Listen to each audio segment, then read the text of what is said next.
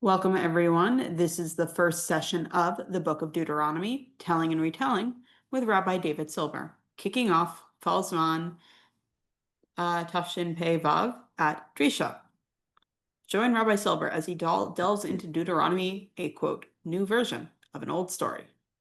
Sources for today will come from Tanakh. So if you have your preferred Tanakh edition at hand, you're welcome to refer to that. You're also welcome to look at the sources in Sfaria on screen. And with that, let's get started. Rabbi Silber. Thank you very much. Pleasure to be back virtually, at least, studying with everybody. And we're doing a new book, Sefer Devarim. I believe I might have taught it once, maybe not, maybe just little pieces of it. So it's very new for me. And Sefer Devarim is a extraordinarily interesting book. It really is unique. And we will, in the course of our study, I think we will see that. The book is called Dvarim, Eila HaDvarim, and the very first pasuk tells us something essential about the book. Eila HaDvarim asher diber Moshe el kol Yisrael b'Eva HaYarden.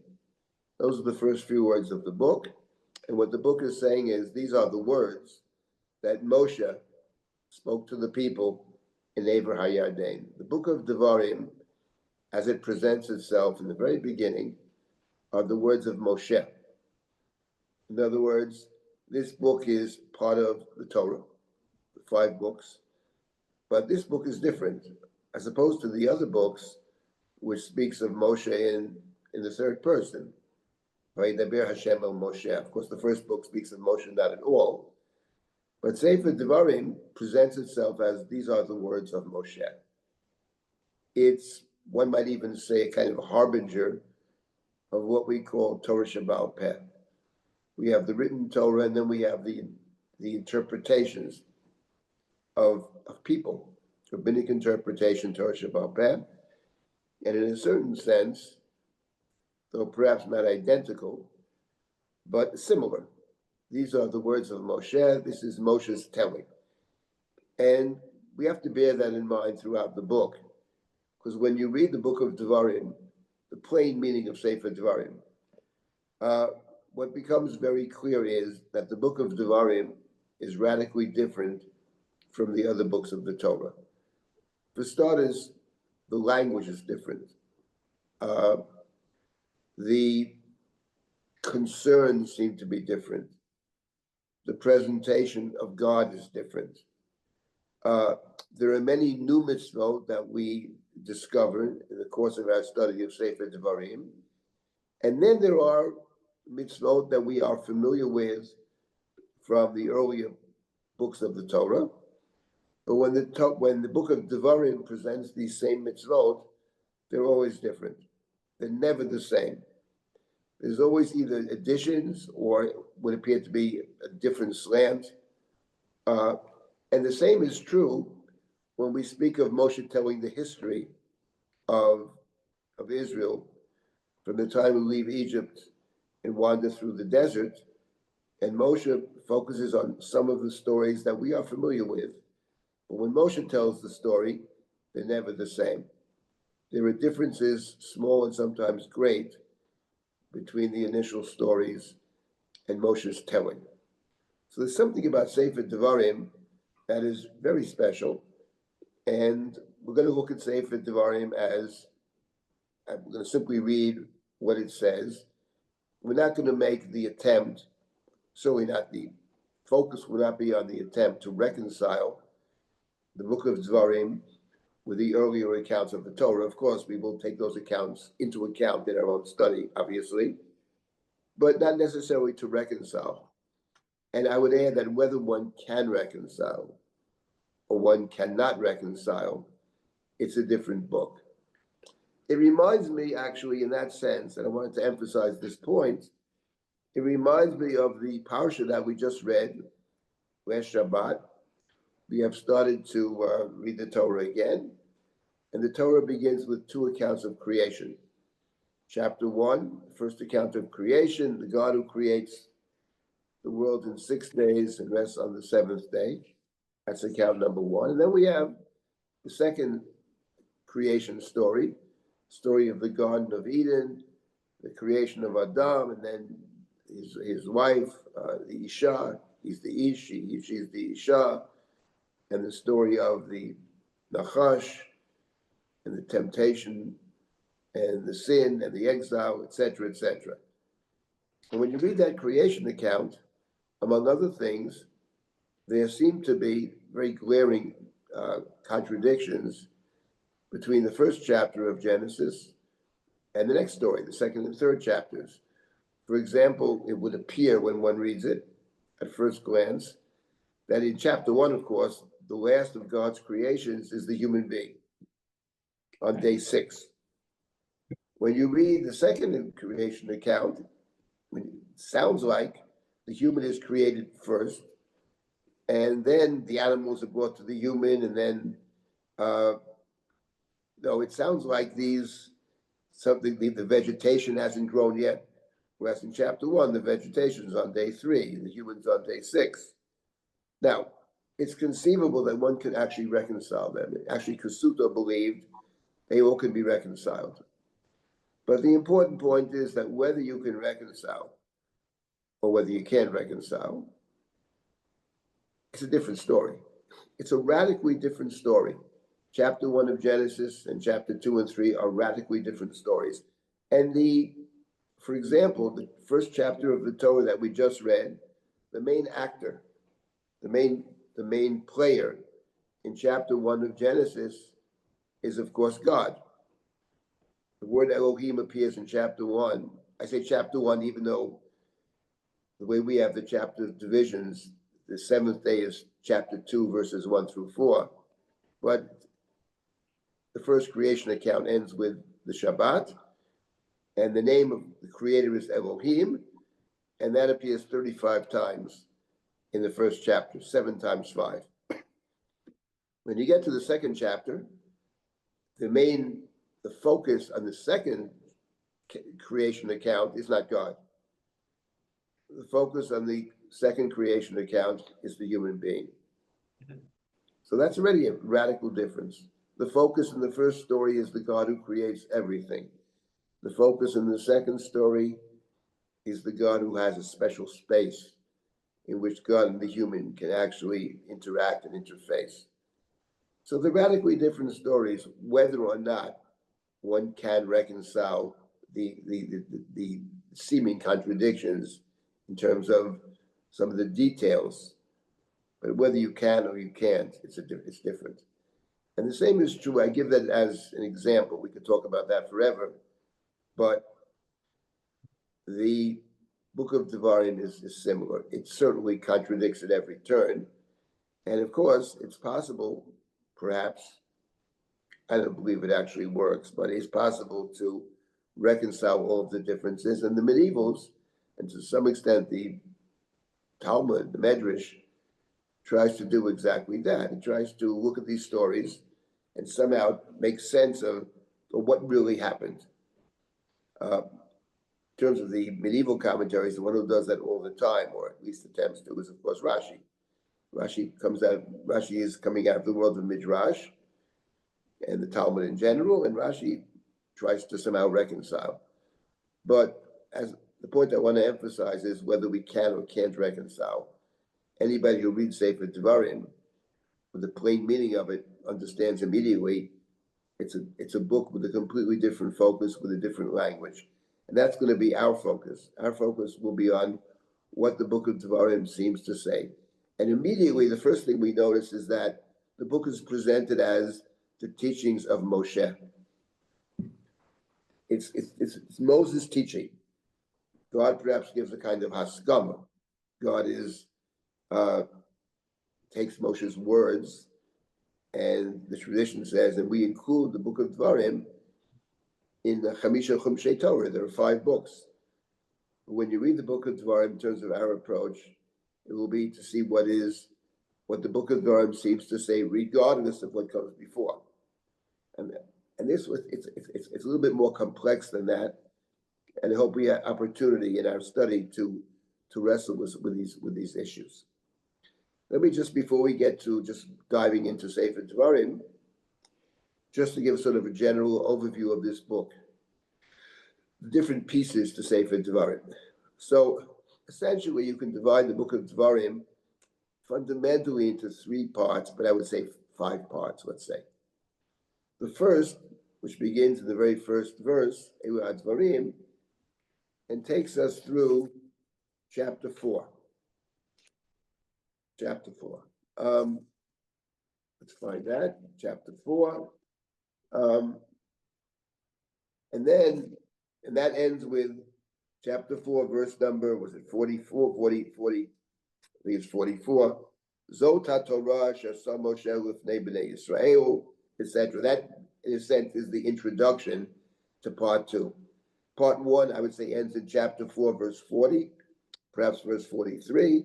And then you get to the second piece of Sefer Devarim, which is the heart and soul of the book. The heart and soul of Sefer Devarim is the very end of chapter 4, all the way through chapter 26. Those are the laws of Sefer Devarim. There are many, many laws in Sefer Devarim, many. And we'll deal with that. And we'll look at these laws. Either we'll hopefully get to it in the first semester of our study, perhaps in the second. But to look at the various laws of Sefer Devarim, many of which are completely new, and many of which are versions of or adding details to laws that we already know. That's part 2. When you get to part 3 of the book, there we have a completely different theme beginning in chapter 27, and that is that what Sefer Devarim speaks of is a new covenant. In the Torah, there's, in terms of the people, the first covenant in the Torah between God and the people of Israel, not the patriarchs, but the people of Israel, is the covenant of Sinai, giving of the Torah. The tablets are called Luchot HaBrit, the tablets of the covenant. In chapter 24 of Exodus and Sefer Shemot that we studied, and many of us studied, Moshe has additional laws that he speaks to the people, he writes it down, and that book is called Sefer HaBrit, the book of the covenant. So there is a covenant between God and the Jewish people, which takes place in the beginning of our journey through the desert. We go to Mount Sinai, we receive the Torah, and that's a covenant. The book of Devarim speaks of a second covenant. The covenant was called the covenant of the plains of Moab, the covenant of Arvot Moab, and that's begins in chapter 27, and takes us all the way, I would say, through perhaps chapter 32. Then when you get, so those are the 3 main chunks of the book, and then you have the last 2 chapters of Sefer Devarim, 2 poems, the very end of Sefer Devarim. The first poem is chapter 33. It's called Ha'azinu, which speaks of exile and perhaps return of sin, God's anger, punishment, and ultimately vindication or reacceptance of the people. That's chapter 33.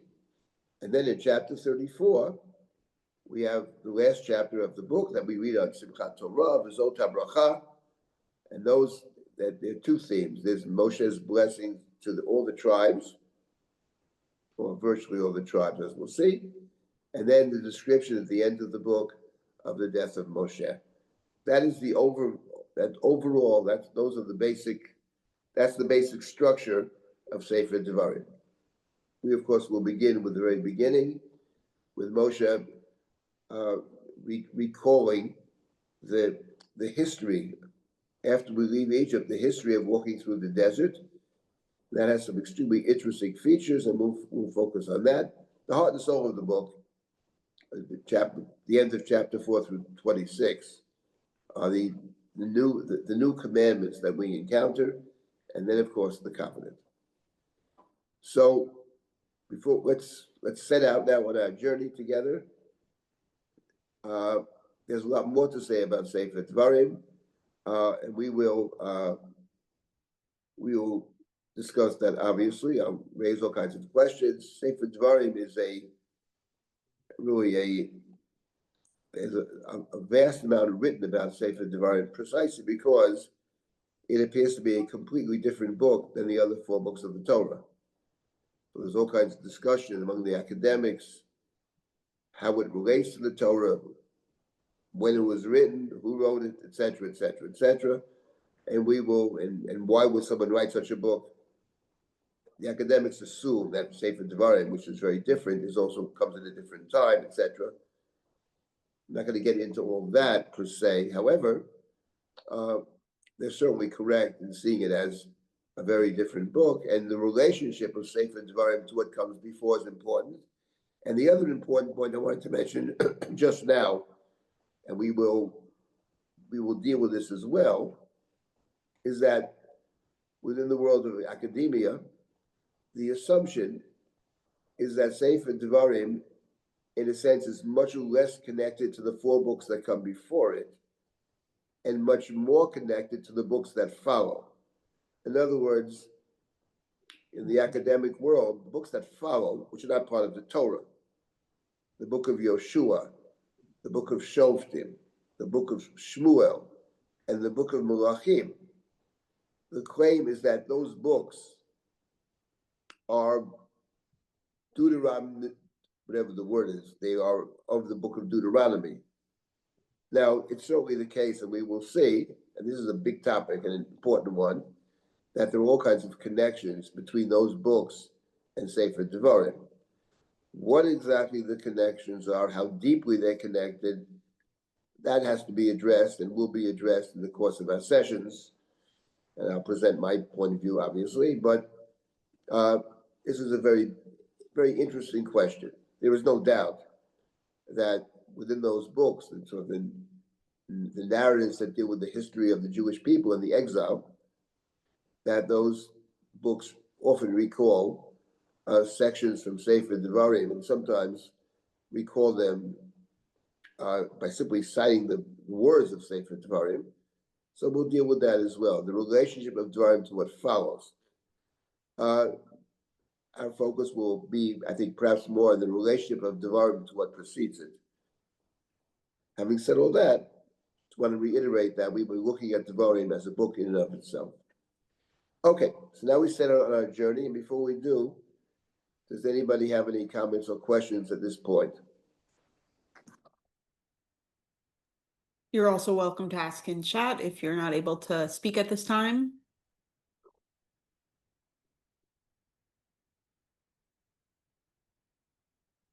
Okay, if not, we'll begin.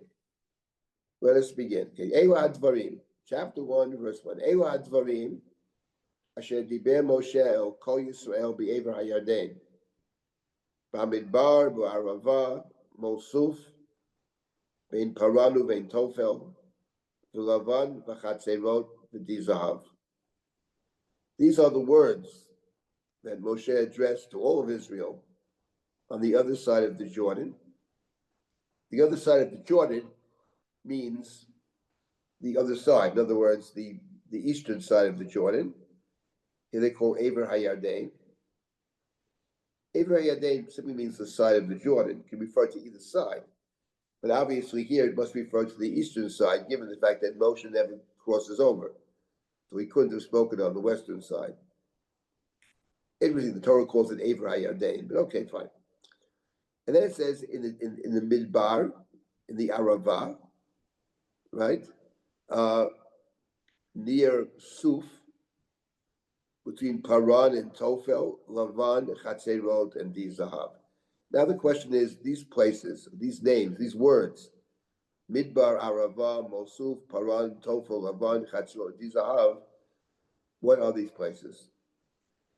So I think the simple reading of the Chumash, or that the Rashbam adopts, the Ibn Ezra, those who are, we call Pashtanim. Rashi has all kinds of midrashic understandings. The simple reading of it is that these are places, these are encampments of Israel. Now the problem with that is that some of these places are mentioned earlier in the Torah. In Pashat Maseh, it mentions the Masot of Bnei Israel, the journeys of Israel, and it lists 42 places. And some of these places are not on the list.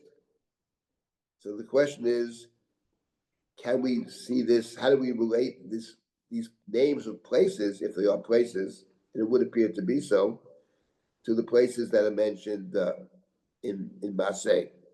The Ibn Ezra actually addresses this. One suggestion he makes is that, yeah, some are mentioned, some are not mentioned. He says perhaps places have more than one name. That's also possible.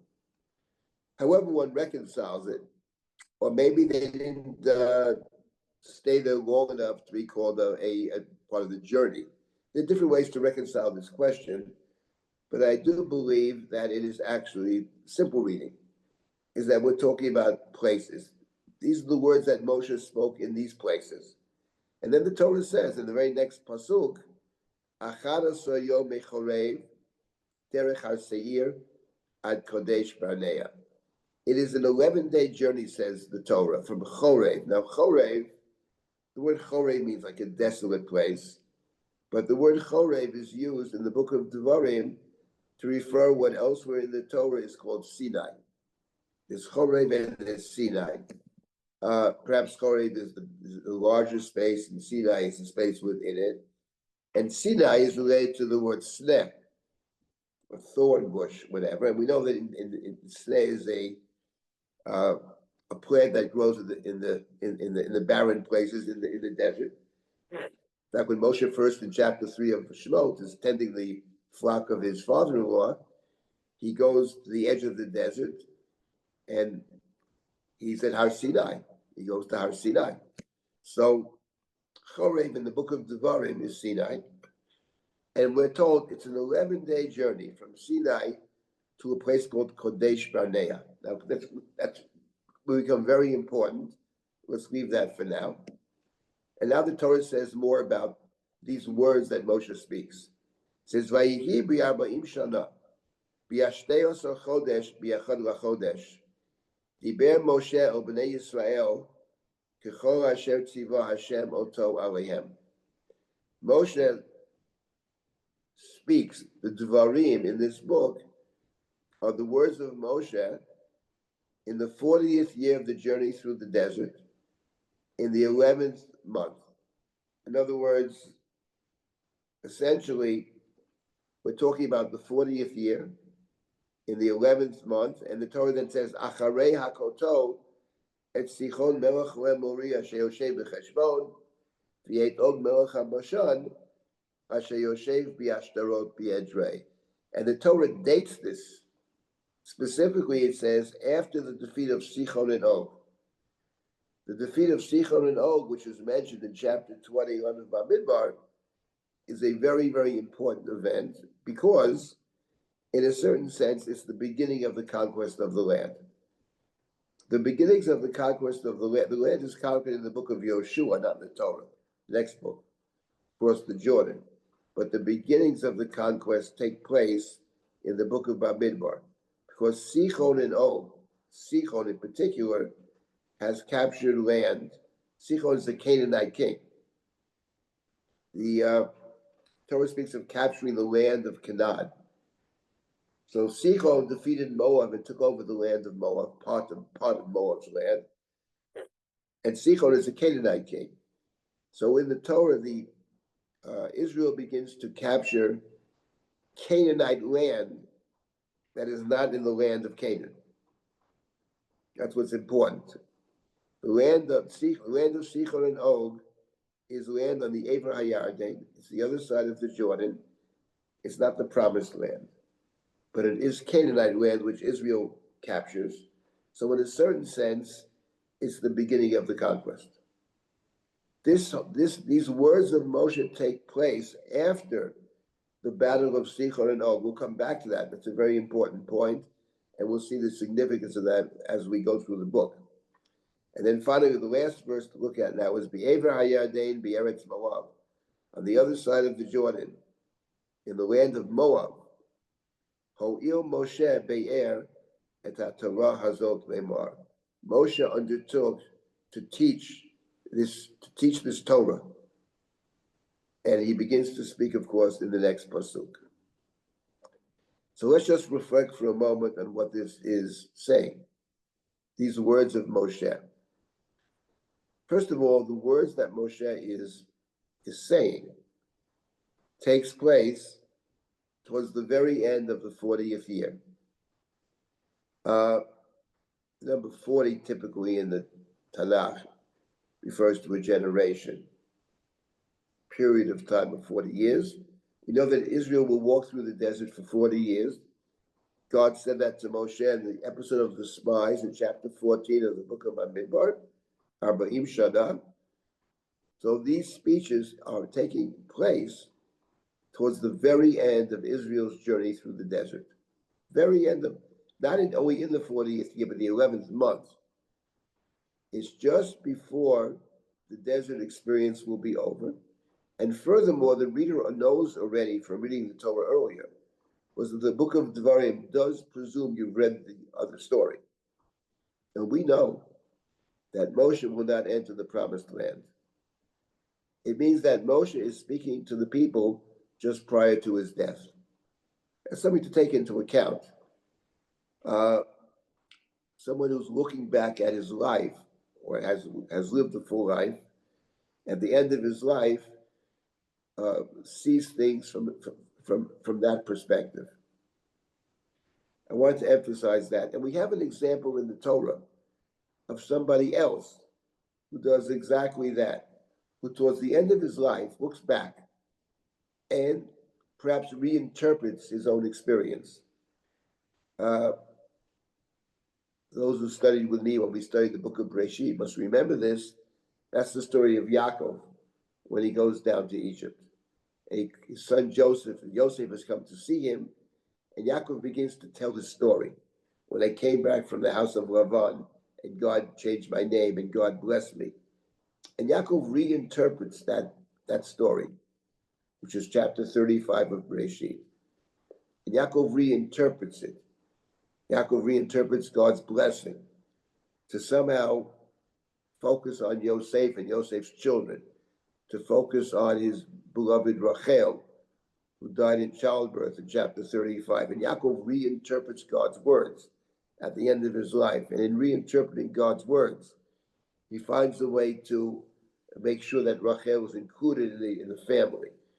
She died on the way, having taken the idols, the Trophim.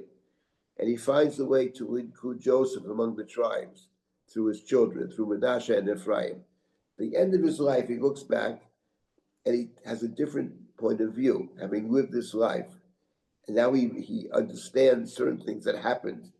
He understands in a different way, given the present circumstances. And Moshe is doing that in Sefer Devarim. Sefer Devarim is, what am I saying, Moshe's last will and testament. It's Moshe's observations at the end of his life. And the reason I want to emphasize that is because the first 4 chapters of this book are a kind of history. But when you read the first 4 chapters, which we will do, I don't think it really qualifies as so-called history. He can't be just telling the history, because when you read the first 4 chapters, as we will see, he focuses on particular things, but he also leaves out many, many other things. The story of the golden calf is not mentioned in the first 4 chapters. In fact, the Exodus isn't mentioned. Crossing the sea is not mentioned. So we will have to look at is what stories does he mention? It's actually very interesting what Moshe chooses to mention in the so-called history section, and why he chose those things. Why these are things that he picks out of all the events that take place in the desert. So that's part of understanding Sefer Devarim and what it's about, and what Moshe is concerned with, and what Moshe is trying to tell the people. He's talking to the people. And the Torah refers to Moshe's talking to the people. Ho'il Moshe be'er et ha-Torah hazot me'mar. Moshe undertakes to expound this Torah. Now, the Torah, as I mentioned, in the narrow sense of the teachings, that's the heart and soul of the book. That's the end of chapter 4 through 26. But in a certain sense, I think one could say that this is also Torah. In other words, the way he presents the story is also a kind of Torah, is also a kind of teaching. So that's point number 1. And the second point I wanted to emphasize here is that the book of Devarim begins by telling us that all of this takes place after the story of Sichon and Og. Sichon and Og, as I mentioned earlier, is the beginning of the conquest of the land. In other words, when Moshe is talking about over here, what the book is referring to, the book is referring, it takes place at the end of the 40 years. What does that mean? Who is the audience that Moshe addresses at the end of 40 years? Well, they're not the people that were slaves in Egypt, because they died in the desert. Torah makes that clear. Yeah, they will all die, or virtually all will die in the desert. So Moshe, the people that Moshe is addressing, the immediate people that Moshe is addressing, are the children of those that left the land of Egypt. Next generation. There were 3 generations in Egypt that suffered the slavery and the abuse, etc. The Gerud, Abdut, and Enoi, they've died apparently. And now we have the 4th generation. Torah's the promise made to Avram, Dom Revi'i Yashuvu Heina, the 4th generation shall return. These are the people that Moshe is addressing. We have to bear that in mind, because in our study of Sefer Devarim, it will be, and this is one of the challenges of the book, it becomes very unclear exactly who Moshe is addressing. We will see this in our study. But on its face, the simple reading is end of the 40 years. It's got to be the 2nd generation. First generation has died out. And this all takes place after the defeat of Sichon and Og. As I mentioned earlier, Sichon and Og represents the beginnings of the conquest of the land. Even though we don't cross the Jordan, we begin to capture Canaanite land on this side of the Jordan, on the eastern side of the Jordan. It's called Ever HaYarden. In other words, Moshe is addressing the young generation. The young generation has been told that they will be permitted to cross over the Jordan and to fight to possess this land that was promised to Avram, Yitzchak, and Yaakov in the covenant of the Brit Ben Abitarim. Moshe addresses people who are about to cross over. He's not going to cross over, but they're going to cross over. They're going to possess the land. They're going to fight, talking about war, battle, to possess this patriarchal land. And the point is, and in a certain sense, the conquest has already begun, because we've already captured land on this side of the Jordan, but it's Canaanite land. As we will see, we were not permitted to fight with the other nations. This is one of the themes of the first 4 chapters. Whom we are permitted to fight with and whom we are not permitted to fight with. We're not permitted to fight with Edom, which is Esav, because God has given Esav's portion. Esav has his land. It's not yours, it belongs to Esav. We're not permitted to fight with Moab or with Ammon. Those are the children of Lot, because God has given land to Ammon and Moab, as we will see. We're not permitted to start up with them. That's what Sefer Devarim says. You can't fight them. When it comes to Sichon and then Og, the Canaanites, the Amorites, to be more precise, the Amori, you are permitted to fight. They attack you, you can fight. And we'll get to that story. So the point is, a very important point, the focus then is the future. The focus is possessing the land. There can be all kinds of commandments over here, but as we will see, these commandments Moshe emphasizes, the Torah emphasizes. These are the commandments you will perform when you enter the land. And we'll have to see about that, because some of them presumably you have already been practicing. But a lot of them, the Torah makes it clear, you possess them specifically when you enter the land. And that follows naturally from what was told over here. Moshe is addressing the people at the end of the 40th year. These are the people that are going to move forward and possess the land. So this is the part of the introduction to Sefer Devarim. And these are very central ideas in our study. And let me stop here for a moment and take any comments or questions, and then we will proceed with the first of Moshe's, what Moshe recalls, what Moshe puts right up front in the beginning of the book. Brother, Yes. Yes. Ordinarily, when someone starts talking and there is a great deal of concern with time and place, we would attribute that to a certain anxiety uh, about the content of what they are about to say. Would that be the case here? I think so. I think that the tone of Moshe, I think pretty much throughout the book, there's a real sense in this book that trouble may lie ahead. The way Moshe will present it, the way he presents the 40 years, and the way the book, towards the very end of the book, there are certain very, I would say, dire predictions. There's a real sense of warning of what's going to happen when you enter the land. By the way, the book of Devarim is probably related to your observation.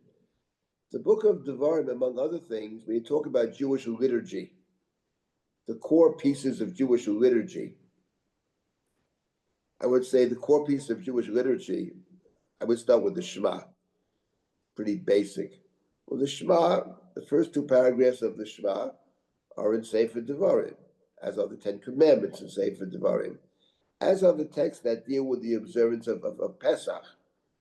When your child will ask you, Mo'edot v'achukim v'amishpatim, and you will say, Avodim oyinu l'paro b'mitzrayim, basic text of the Seder, that's coming from Sefer Devarim. As is Arami Oved Avi, the core text of the Seder, the Doresh Kol HaParsha Kula, you're talking about Sefer Devarim. The reading of Tisha B'Av is on Sefer Devarim. The book of Devarim is read the week before Tisha B'Av, and the book of Devarim is completed on Simchat Torah. You're moving from mourning to joy, and that's Sefer Devarim. So in terms of our practice, the book that is the most important book in terms of Jewish practice, liturgy, has got to be Sefer Devarim. I would also add, and we'll encounter this in the future, but the story in the book of Malachim, when King Yoshiyahu, during the reign of King Yoshiyahu, when they're working in the temple and they find this book, it says, they find this book and they read the book to Yoshiyahu, and after he's extremely upset about this, and he sets off on this religious crusade to rid the land of idolatry, because he is afraid that if you don't rid the land of idolatry, we're going to be going to exile. According to rabbinic tradition, that is the book of Devarim, and it makes a lot of sense. It's pretty, I think it's presumed among most, both academics and religious tradition, that what he's reading is Sefer Devarim. Sefer Devarim is pretty dire. Yes, the last chapter of the blessings, Moshe leaves us with blessings, but the heart and soul of the book is a set of warnings. What will happen when you possess the land? The reading of Tisha B'Av is very striking in this respect, and we'll get to these things later, but I'll mention it now. Ki tolid banim uvnei banim v'no shantem ba'aretz. You will have children and grandchildren, v'no shantem ba'aretz, the word Yashan, and you will have settled into the land. You go into it's your land, you've been there for a long time, and then you get into trouble. Then you forget. That's the reading of Tisha B'Av. So it's all about, it's a book written about possessing the land and about the dangers actually of possessing a land, or the potential conflicts, the potential failings, religious failings, etc., when you possess the land. Just to pick up on your point, which is, I think, a very important point in general. The fact of the matter is, when you read the 5 books of Moshe, you read the Torah, it is clear that the Torah speaks of, the stories of the Torah are written from the standpoint of a people that are not in the land. They talk about a future possession of the land. The book of Bereshit ended with Yaakov blessing his children in Egypt, about someday you will possess, someday, Biacharit Hayamim, someday. the Torah ends with Moshe standing on a mountain and seeing the land, which he will not enter, and the people have not yet entered the land. The perspective of the Torah is the perspective of a person who's not in the land. The land is what you see. You see it from a distance. And when you see things from a distance, you can imagine that it is idyllic, that it's perfect, kind of a utopian vision of the land. When you enter the land, it's another story, because then you deal with actual reality. They may be utopian in a certain sense, have your own place, people in exile, but there are always challenges when you possess your own place. But then it's not just a dream, then it's reality. And the reality never matches up to the dream. The dream is, and we have other examples of this in the Torah. I myself have spoken many, many times about the two endings of the Abraham narrative. The first one is the Akedah, the perfect fulfillment of Abraham of God's command. Perfect fulfillment, nothing less. The language that describes what Abraham does is the same language that describes what he has to do. The language of command, kach, lech, haleu. That's what Abraham does. And then you deal with the next chapter, but actually making sure that it happens. Then you deal with Ephron. Then you deal with Lavan. Then you send the servant out who tells the story or changes the details of the story when dealing with Lavan. That's the real world. I mean, you want to maintain your own integrity. On the other hand, you're dealing with the real world. You're dealing with Lavan. So in order to secure a wife for Yitzhak, he tells a different story. And that's the point over here. What Moshe is doing over here is from a distance. But he's talking to people that will, in fact, possess the land. And he wants to make very clear to them what the dangers are of possessing anything. In the words of the Torah that we read on Tisha B'Av, Ki tolid banim uvnei banim v'no shantem ba'aretz. When you settle in, when suddenly it becomes no longer, you forget the dream. This is where we're living. You have the day-to-day struggles. And then it's a very different situation. So that is, I think, yes, we'll see this throughout the book. Moshe is our teacher, and he's less interested. There are occasional pats on the back, but fundamentally, he sees his mission as trying to make sure that when the people enter the land, that since he's not going to be around, and perhaps he doesn't have too much faith in the leadership, he clearly doesn't have too much faith in the potential leadership of the future. He wants to issue all of these warnings, and hopefully the people will remember them and keep on the right path. And in fact, chapter 33, Hazinu, which is a song and a poem. And songs are things that we can sing and we actually remember the words. And Hazinu is very dire. It's about people straying and terrible punishment and God's great anger, etc. But Moshe feels that's necessary before they enter the land, so they don't forget. But I think your observation is very important as we begin the book of Devarim. That he sees his role as Moshe's a teacher. I would say something else about Moshe. He's a prophet. And the role of the prophet is to tell the truth. That's the prophet's job. We learn from our study of the Bible, and I don't think we need the Bible for this, that a lot of people don't want to hear the truth.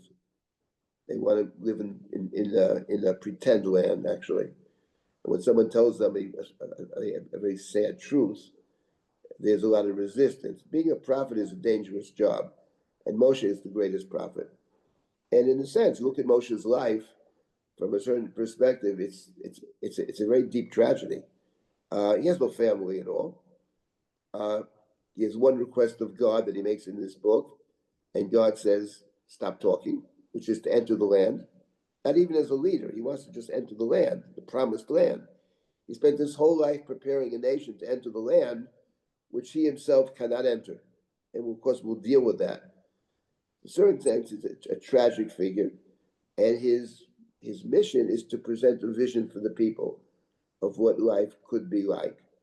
and to make demands, and to understand that Book of Devarim has a tremendous focus on, we call Beit Adam Chavero, the way you deal with the other person, your fellow Jews, your fellow inhabitants of the land. That's the focus. So this is Sefer Devarim, and as I mentioned just before, it's a book where, in terms of our practice, our liturgy, this is the primary book that we have. We pick out the two great liturgical or pieces of liturgy or observances that we have. The daily Shema is one, and the Seder is the other. And the text of the Seder and the Shema are all coming out of Sefer Devarim. No other place but Sefer Devarim for Moses' words. But we'll deal with this. Yes. Does anybody else have anything to add to that or a different comment as we begin our study? If not, we will. What did you say? The daily Shema, and what was the other one? Seder. I'm sorry? Seder, yeah. The yeah. Seder. The ritual of the Seder is because the Seder is the beginnings of the Jewish people. The Jewish people are created, the holiday of Pesach, the freeing of the slaves, the bonding of the people. That's the Seder, the text of the Seder. The core text is a Rabbi Oved Avi. The rabbis of the Mishnah chose that very strange choice, but that's the choice. Chapter 26, and Avodim Hayinu L'Farao B'Mitzrayim. The other core text of the Seder, Avodim Hayinu, from Sefer Devarim. Now let us begin. Now, let's see how Moshe begins over here. Chapter 1, if I can see over here, would be a good thing. Hashem Elokeinu divrei elenu b'chorev le'mar. If you're following along on your own, that is Deuteronomy 1:6. 1:6, okay. Now Moshe is starting. Hashem Elokeinu diber elenu b'chorev le'mar, rav lochem shevet b'har hazeh. So we begin with after the receiving of the Torah. Our God said to us, enough.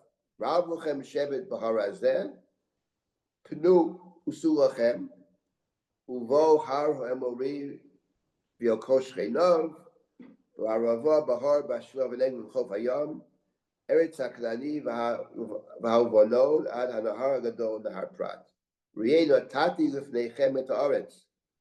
Bo u'reshu et ha'aretz, Hashem nishba Hashem l'avoteichem, l'Abraham, l'Yitzchak, l'Yaakov, l'Tate, l'hem, u'zaram achareihem.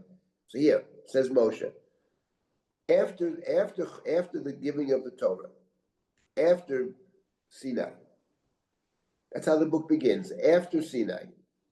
In the first 4 chapters, in telling this so-called history, it doesn't talk about receiving the Torah. Receiving the Torah will be mentioned later, but not in this introductory 4 chapters.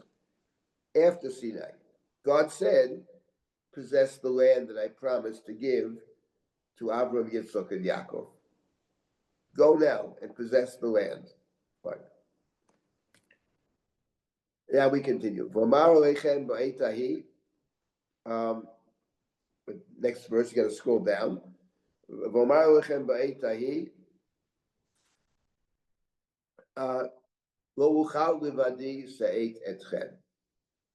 I said at that time, I cannot, here they translate, bear the burden of you by myself. I can't carry you by myself. Hashem Elokechem hirba etchem. V'nechem hayom ki chochvei hashamayim l'rov. Your God has multiplied you, and today you are as the stars, as numerous as the stars of heaven. So the first thing we are told here, Moshe recounts the story. You left Sinai. You have the charge to possess the land. Possess the land. But I said at that time, I cannot carry you by myself. I can't bear the burden of you by myself. You're too many for me. Hashem Elokechem hirba etchem. And then Moshe adds, Hashem Elokei avotechem Yosef alechem kochem elef b'yamin. Bivorech etchem kasher diber lochem. Moshe adds, a blessing. The book starts with a blessing. May God continue to multiply you, right? And bless you, right? 1,000 times, 1,000 times. May you increase by 1,000, 1,000-fold. And God bless you. In other words, says Moshe, I'm not complaining about it. It's a good thing. The more the merrier. It's great. But one person can't do all this. And he says, Eicha esol levadi torchachem umasachem v'rivchem. How can I, without help, unaided, how can I bear the trouble of you, the burden, and the bickering? Torchechem masachem v'rivchem. Here, in this verse, sounds like a more negative side to it. In other words, in the beginning, it says, listen, there's so many of you, and it should increase 1,000-fold. One person can't do all this. And then he adds, he says, you know something? There's also difficulty, the very job itself is difficult. Torchachem masachem v'rivchem. The burden, the difficulty, the trouble, and the quarrel, the bickering. That's already a negative. Therefore, I can't do it myself. Havu lachem, anashim chachamim unevonim viduim u'shiftechem v'asimeim b'rashechem.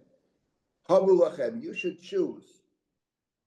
Anashim chachamim nevonim viduim.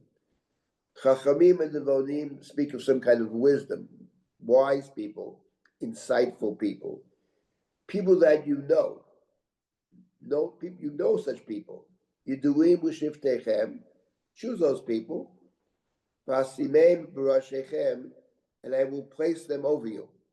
So you figure out who they are, and I will place them. I will appoint them as perhaps judges is the best word over here, right? Can't do it myself. Judges, people that will help you with your problems. After all, there's torchachem, there's masachem, and rivchem.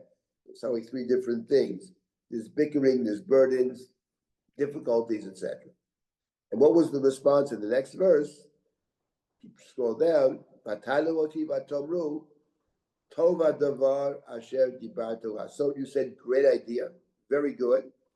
And therefore I took v'akachat rashei shiftechem, anashim chachamim viduim, v'atenotam rashim alechem, sarei alafim v'sarei meot, sarei chamishim v'sarei asavot, v'shotrim v'shiftechem. I did this. I took your tribal leaders, experienced people.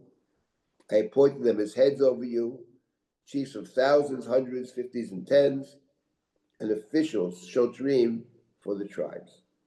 Let's stop at this point and reflect upon what Moshe has just said and raise the, I would say, obvious problem over here. The obvious Rabbi Silber, the Eicha just stands out. I know it's just a word, but it stands out in terms of the, the Megillah, You are what's happening. You are 150% correct. The Eicha is very good. The Eicha is actually a complaint. In other words, it sounds Eicha means more than just a word. It's Eicha is wherever Eicha appears. In fact, when we read the Torah, in Devarim before Tisha B'Av, we read it with the Eicha trump, actually.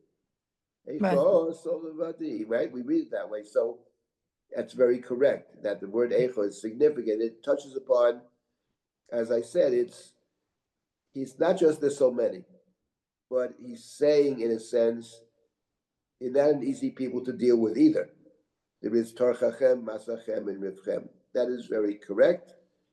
That's a good insight. And now, let me start this morning, here this afternoon, with the problem over here. And this is a typical of Sefer Devarim. Because when you read this chapter over here, two stories come to mind in the Torah. Two stories of appointing judges. The first is in the Parshat Yitro in chapter 18 of Sefer Shemot, and the second is chapter 11 of Sefer Bamidbar. Two different stories, but each one is the same idea, namely, Moshe can't do the work by himself. He needs help. So if we turn for a moment to chapter 18 of Sefer Shemot, it's chapter 18, I think in verse 13, let's take a look at that. It's Shemot chapter 18. And you see over there that his father-in-law has come to visit him. Yitro was the father-in-law, he comes to visit him, and he meets Moshe, and Moshe loves Yitro, and they welcomes him, brings him into the tent, he speaks to him, fine. And Yitro sort of joins up with the people, whether he actually becomes Jewish or he's just affiliating with them is not our problem, but he's a great friend, and Moshe loves him. And now he's come to visit, and now we have the next verse. Vayhi b'macharat, on the next day, Vayeshev Moshe l'shmot et ha'am, Vayamod ha'am al Moshe min ha'boker ad ha'arev. Moshe sat, right? Moshe sits down to judge the people, and the people are standing before Moshe from the morning till the evening. And now we're told the following: Vayar chotein Moshe ekol asher hu oseh la'am. So his father-in-law Yitro sees what he's doing to the people. La'am, it could be for the people, but he also sees what he's doing to the people. It's interesting. La'am could be for or to. Vayomer, he says to Moshe, Ma davar hazeh asher ata oseh la'am. Scroll back. You scroll back. You leave it right. Leave it right there. Madu ata yoshev levadecha v'chol ha'am nitzav alecha min boker ad arev. He says, what is this business? Why are you sitting alone? He says, you're all by yourself, and all of the people stand before you from the morning till the night. In other words, what's happening over here? Moshe's sitting as a judge, as we'll see, but all the people are waiting online. There's this long line of people, and there's no one else but you. You're the only judge. How's that possible? That makes no sense. So what's going on here? Ma'adavar hazeh. What does this matter? What is this davar? Vayoma Moshe l'chotno, says Moshe. Kiyovo Eliah Lidrosh Elohim. Look, the people are coming to seek out God. That's now the next verse. Scroll down, right. Kiyelahem davar ba Eli. If they have a davar, means a legal matter, they come to me.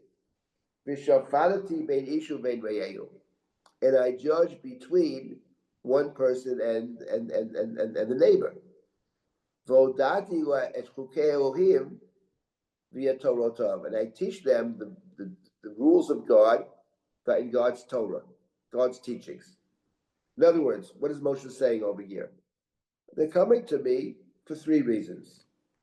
The first is Lidrosh Elohim. It's not clear what that means, Lidrosh Elohim. They're seeking out God. Maybe they have some questions or whatever. The second thing is, I'm also a judge. Sometimes there are disputes. So I'm the judge. I have to adjudicate the disputes. They have a shafarit bein ishu bein re'elu. And not only that, I have to teach them the Torah. Vodati et chukei Elohim via Torah. I have three different jobs. The Ramban believe that the first one, with Rosh Elohim, they come to me to pray for them. Rashi thought otherwise. They have some kind of issue, some kind of question. So I'm responding, I would say, according to Rashi, they have some questions, some matter. Maybe some question between one person and the next, some other kinds of questions, Shabbat, Kashrut, whatever it is. Then I'm also a judge. And finally, I'm also their teacher. They come to learn Torah from me. So that's why they're standing on the long line, because I have all these different jobs I'm doing. And Yitro says to him, "Vayom chotein Moshe lo tov hadavar asher ata." What you're doing is not good. Navol tibo, you will wither away. Gam ata gam ha'am hazeh asher imach. You can't do this. It's not good for you, and it's not good for them. Ki chaved mimcha davar. The matter is too heavy. Lo tuchal asol levadecha. You can't do it by yourself. And Yitro will give Moshe advice to set up a system of judges who will help you administer justice to the people. Now, let's start with the obvious question, which is that in the Torah, in Shemot chapter 18, the one who is advising Moshe to do this, Moshe seems to not have a problem with this. So what are you doing here? What do you mean? Well, I have to teach them Torah. They come with questions, they have disputes. Says Yitro says that makes no sense. You can't do it. One person can't do all these jobs. It's Yitro who says it. Moshe didn't seem to realize that. We'll get to that in a minute. And then Yitro says you have to appoint judges. And Moshe does appoint the judges, as we'll see shortly. Before I deal with the appointment of the judges, so the first question is, in Sefer Devarim, there's no Yitro. Moshe says to the people, I realized I couldn't do it by myself. How could I bear this? Eicha, right? It's too difficult. Torchachem, masachem, v'rivchem. These three things I can't do. The Ramban, by the way, in his commentary to Devarim, Torchachem, masachem, and rivchem, he connects this to the way he understands the three jobs Moshe is doing in chapter 18 of Shemot. Masachem, he thinks that to pray. Rivchem are the quarrels. Torchachem is perhaps the teaching of Torah. I have to teach you Torah. I have to deal with the quarrels, and I have to pray for you. That's the Ramban. He lines up the three words. But in any event, what was Moshe thinking? Let's start with that. Moshe doesn't realize that one guy can't see by himself and all the people. And the point of Yitro is bad for them, bad for you. Bad for you because no person can do this job. No matter how many hours you work, you can't do it. Bad for them. There'll be a line 10 miles long to get it to see, have your case seen. If you can't get the case seen in court, there's no justice. You have to have a system of justice where there's someone's up for trial, there's a trial. Doesn't get pushed off for 30 days or a year or 2 years or 3 years or whatever. There's no justice. What was Moshe thinking? Well, Moshe's thinking is very simple, actually, and it's a very important point that we touched upon it when we studied chapter 18 of Shemot. Moshe makes a different point to Yitro. The people come, says Moshe, to seek God. And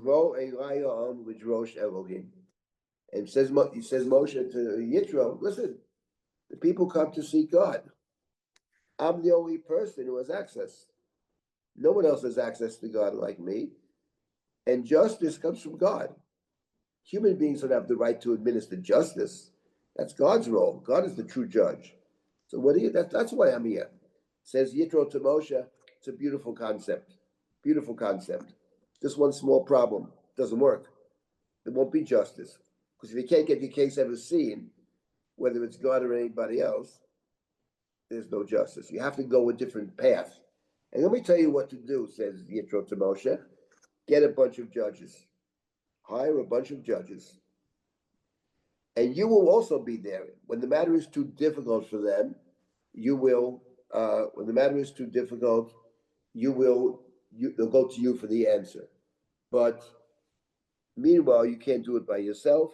And Moshe fundamentally accepts what Yitro says.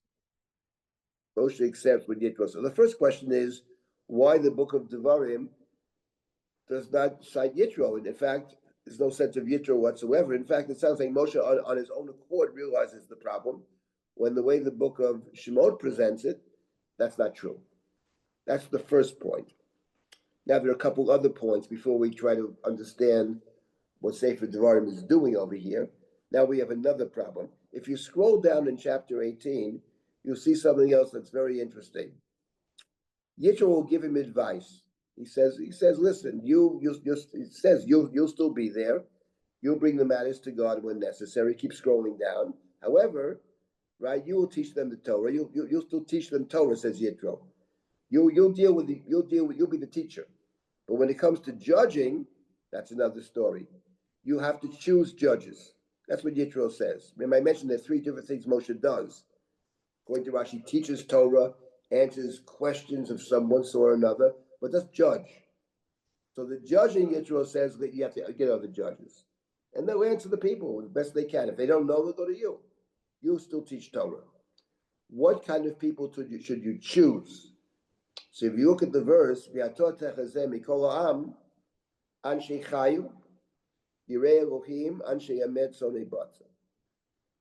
what are the qualifications of the judges? Anshe chayu. Here they translate capable individuals. I say more than capable. An ish chayu. Chayu is like a soldier. dedicated people, courageous. I would say courageous people, like the Israeli army, courageous people, heroes actually. Anshe Chayim, God-fearing. Anshe Emet, truthful. Sone Betza, who hate corruption. That's Yitro's definition of who can be a judge. Now, how does that definition line up with Sefer Devarim? Well, the answer is it doesn't, actually. Because in Sefer Devarim, when Moshe speaks to the people, he has different qualifications. In Sefer Devarim, it says in chapter 1, Havu lachem anashim chachamim nivonim viduim. Choose for yourself chachamim and nivonim are wise people, wisdom, intelligent people, knowledgeable people. And also, Yeduim l'shiftechem, and people that you know are good. They have good credentials, they have a track record. But the definition Yitro gave was very different. He says nothing about knowledge. He says about the character, courage, honesty. They hate corruption. So that already is very different. And that's interesting that Moshe's description in chapter 1 is very different. Very different. So this is problem number 1. Now let's at least get to problem number 2, and next time we meet, we'll deal with this and see what the book of Devarim presents. This is chapter 18 of Sefer Shemot. There's another chapter in the Torah which also deals with the appointment of officials. And that is not chapter 18 of Shemot, but rather chapter 11 of Sefer Bamidbar. Let's take a look at chapter 11 of Sefer Bamidbar. Get it on the screen, and there we are. Thank you very much. So the chapter 11 began with the people complaining. They don't like the food, the mud. They don't like it. And Moshe hears about this, and he's very upset and very angry. God is angry. Uveinei Moshe Ra. And now Moshe turns to God. Vayom at the bottom of the page. Vayom Moshe el Hashem. Loma harioto liavdecha. Lo lo matzati chen b'einecha. Lasuit masa kol ha'am hazeh orai. Why have you placed this burden upon me? What have I done wrong? Why do you deal with me in such a negative way? What have I done? That you placed the burden, the word masa. Remember, Moshe says in the beginning of Sefer Devarim, how can I carry masachem? Why do you put this burden on me, these people? Hanochi hariti, did I produce these people? Did I conceive them? And did I give birth to them? You say carry them,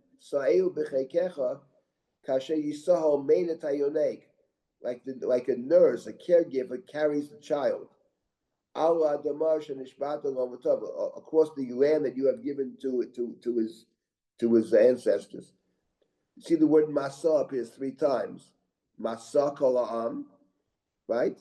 Sa'eu b'cheikecha kasher yisaho menet hayonek. So there you have the masa. Says Moshe, you put a burden on me. I can't do this. So that he says in Sefer Devarim. Here he complains to God, but not to the people. He complains to God. Now let's read a little bit more. Scroll down a bit. Right. So the people ask for food. Says Moshe, I'm going to give them all this food. Then he continues, I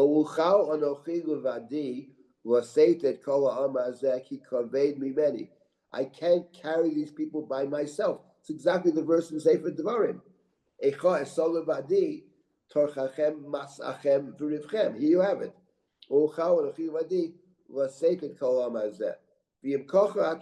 Says Moshe to God, if you want to do this, do me a favor. Kill me. Do me a big favor. Get rid of me and end my life. And I don't want, let me not see no more of my own wretchedness, they translate. Moshe is desperate for help. Moshe turns to God and complains and says, I can't deal with these people anymore. I can't do it. This is too big a job for me. People are complaining about the food. People are crying. Moshe can't take it. That's Moshe's complaint. Right. Now let's scroll down some more. Right. Vayomer Hashem on Moshe. So Moshe had actually two complaints, but the one we're interested in is I can't do it by myself. Vayomer Hashem on Moshe. Esfali shivim ish v'ziknei Yisrael asher yadata ki em ziknei am v'shot rav v'lakachta otam al moed v'yitiatzu sham imach v'yoradati v'dibarti im chasham v'yatzalti min haruach asher alecha v'samti alehem v'nasu itcha b'masa'am v'tisa atal levadecha. 2 verses. Says God to Moshe, gather 70 people that you know these people. I tell you data. They're the elders of the people and the officials. Bring them to the tent of meeting. Have them stand there together with you. I will place your spirit upon them. And now, they will carry the burden. 3 times the word tisa. You won't carry them by yourself. They will carry the people with you. Now, that's what we need from Sefer Bamidbar. So in Sefer Bamidbar, we have a different story. There Moshe complains. There Moshe realizes it. In the book of Shemot, Moshe didn't realize anything. Yitro said, what are you doing? What do you mean, what am I doing? I'm judging the people. I'm teaching the Torah. Here it's Moshe himself who says, I can't take it. I can't carry them by myself. And God says to Moshe, you won't have to carry them by yourself. Gather 70 people. Bring them to the tent meeting, the Olam Moed. I will place your spirit upon them, and they will carry the burden together with you. Now, we have to deal with this next time, but what are the qualifications of these people, of these 70? What are the qualifications of the 70? It's very interesting. There's only one qualification that's mentioned over here. That you know they are the elders and officials of the people. They've been with the people for a long time. In other words, that relates to what it says in Sefer Devarim,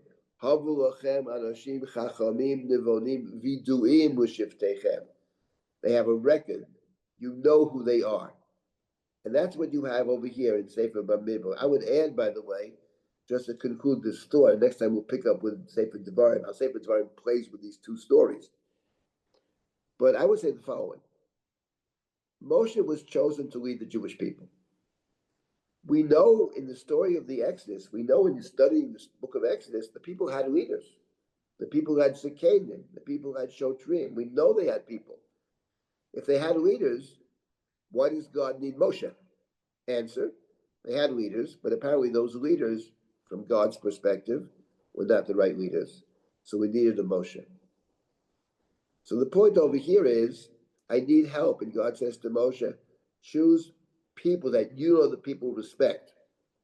But the problem with that is, the people respect people who like themselves. In other words, the people are complaining about the food, and they're crying about the food. They're very unhappy. So God says to Moshe, you know what? You need help. Choose people that can deal with the people, but we have to give them a crash course in spirituality. And it's got to come from you, because otherwise it's going to go off in 50 directions. So you know what? Bring them to the center of the camp. I'll place your spirit upon them. They'll stand next to you. They'll understand they're beholden to you. It's very similar to what Yitro said back in chapter 18 of Shemot. They can judge. But when things are too difficult, when they don't know, they've got to go to the right people. And the right people, Moshe, is Moshe. They've got to go to you. So we have an interesting parallel over here. Here it's even more so, because they have no credentials besides you doing.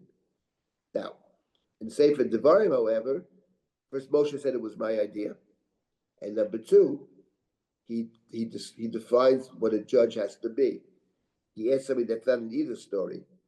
Chachamim u'nevonim, wise people, and people that understand, have a deep understanding, and they're the judges. So next time we'll deal with how Sefer Devarim relates to those 2 stories and the difference between the presentation of Sefer Devarim and the other two stories. I'm not out to reconcile them. I want to make that clear. I'm not trying to reconcile. But in order to understand what's unique about Sefer Devarim, we have to see what the difference is between Sefer Devarim and the earlier books of the Torah. So we're on a very exciting journey in the study of Sefer Devarim. It's a unique book. Looking forward to studying with all of you again soon. Thank you very much. Thank you everyone for joining us for our to start off Fallsmon. We have many more offerings starting this week. You can sign up at drisha.org/classes, and there are a few I want to just highlight if I have your attention. We starting on Tuesday at 12:30 p.m. Eastern is the book of Genesis through the lens of ancient biblical interpretation with Dr. First. Always an excellent teacher. We're so glad to have her back at Drisha. I hope to see you all learning with us next week, 10 a.m. Eastern. Same Zoom link, same Zoom channel. Take care. Thank you. Thank you.